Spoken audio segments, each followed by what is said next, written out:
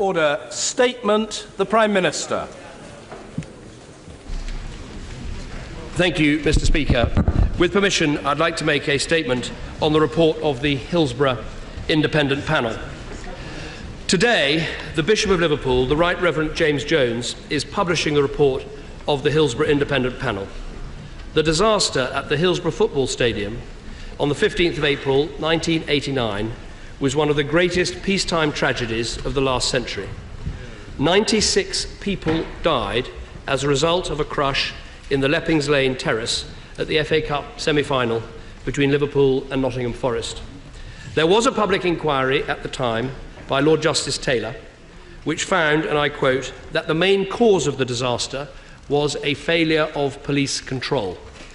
But the inquiry didn't have access to all the documents that have since become available. It didn't properly examine the response of the emergency services. It was followed by a deeply controversial inquest and by a media version of events that sought to blame the fans. As a result, the families have not heard the truth and they have not found justice. That is why the previous government, and in particular the Right Honourable Member for Lee, was right to set up this panel. And it's why this government insisted that no stone should be left unturned and that all papers should be made available to the Bishop of Liverpool and his team. Mr. Speaker, in total, over 450,000 pages of evidence have been reviewed. It was right that the families should see this report first, and as a result, the government and I've only had a very limited amount of time to study the evidence so far. But it is already very clear that many of the report's findings are deeply distressing. There are three areas in particular: the failure of the authorities to help protect people, the attempt to blame the fans, and the doubt cast on the original coroner's inquest. And I want to take each in turn.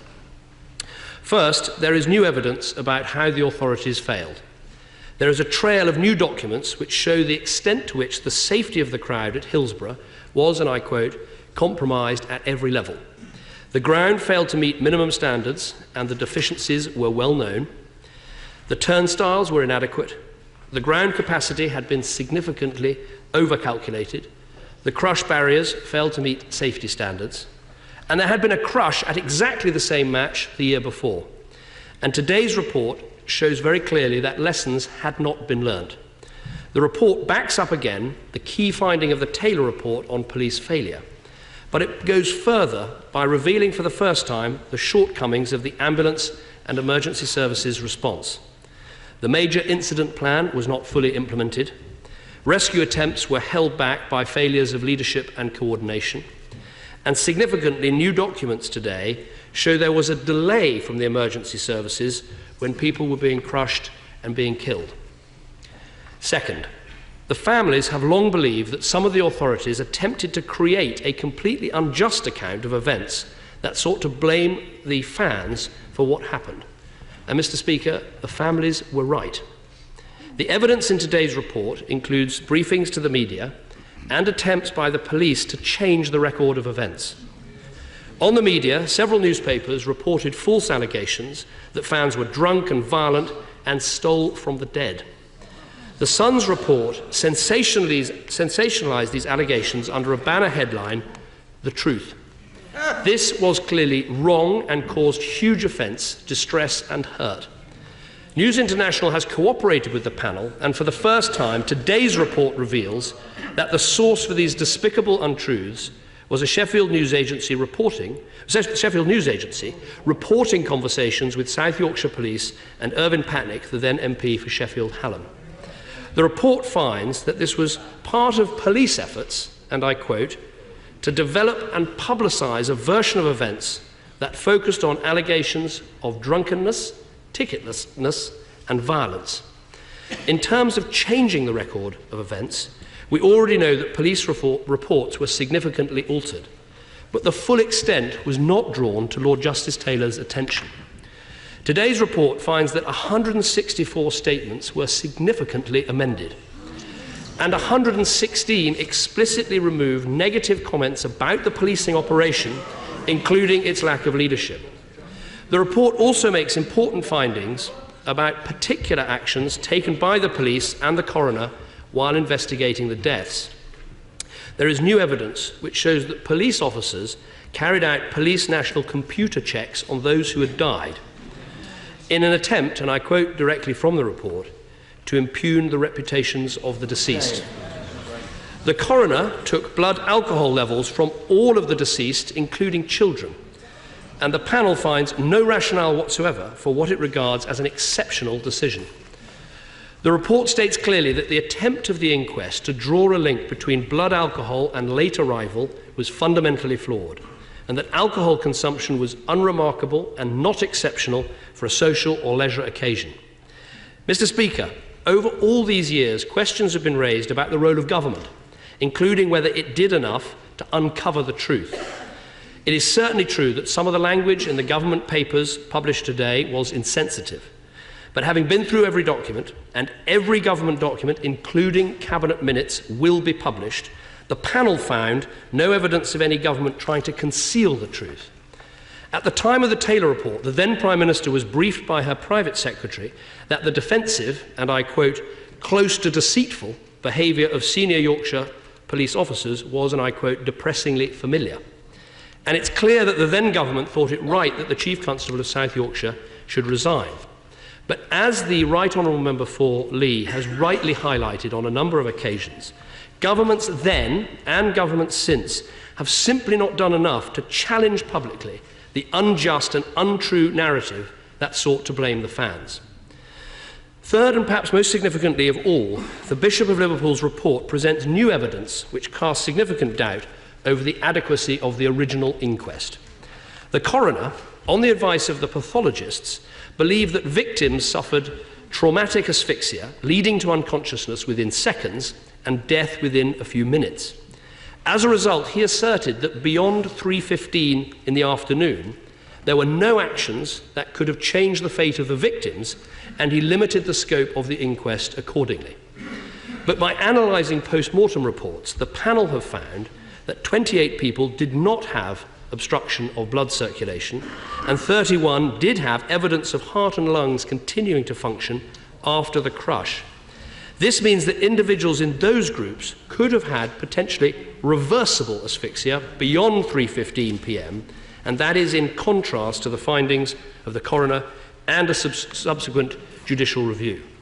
And the panel states clearly that it is highly likely that what happened to these individuals after 3:15 p.m. was significant in determining whether they died.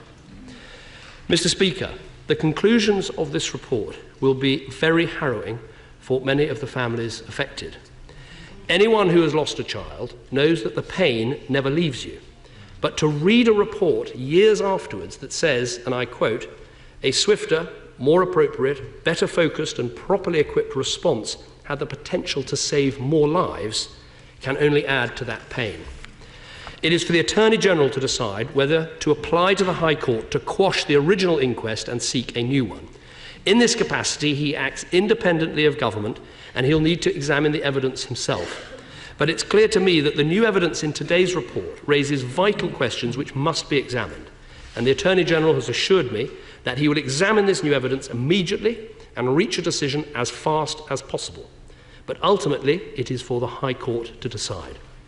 It is also right that the House should have an opportunity to debate the issues raised in this report fully.